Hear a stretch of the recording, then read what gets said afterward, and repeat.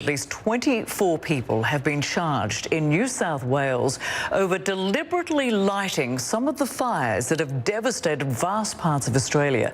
At least 25 people have died and more than 2,000 homes have been destroyed since the bushfire season began. And as we have seen, this year's bushfire season has been one of the worst in Australia's history, in fact. And here's a look at how bad the blazes have been at last count.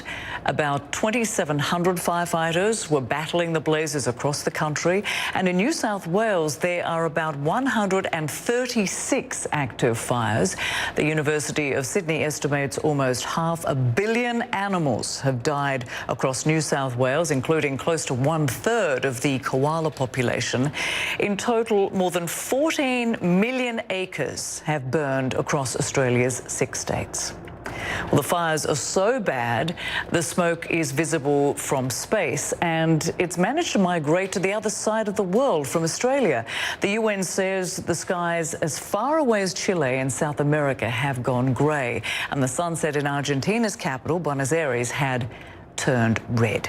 Well, CNN's Anna Corrin is live for us in the coastal town of Merimbula in New South Wales. So, Anna, as if the Australian bushfires aren't heartbreaking enough, now we learn that arsonists have been charged for deliberately lighting some of these fires. What more do you know about that? And, of course, what is the current situation with these bushfires?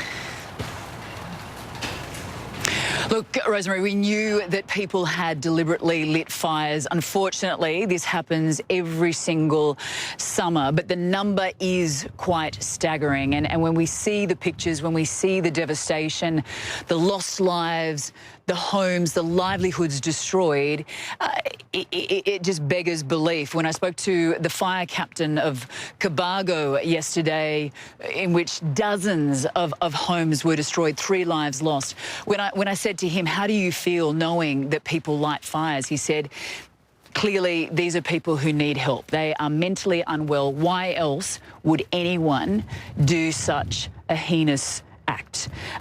So I think you'd have to say that Australians are reviled by this act. Obviously, throwing a cigarette butt out a car window, that alone, I should say, can ignite a raging inferno. And we have seen this happen time and time again, which is why you have these fire bans in place across the state. And Rosemary, we are approaching, bad conditions come Friday. It is cool.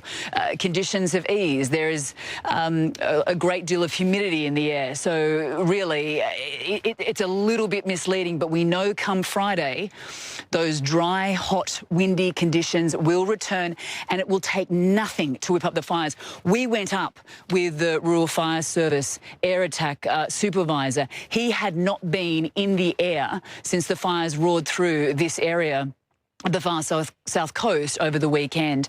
And it was absolutely staggering to see how much bushland has been wiped out, how close it has got to the township of Eden, and how it has wiped out some of the surrounding towns. So this is a fire that is out of control, and it will take next to nothing to whip it up and pose a threat once again, Rosemary.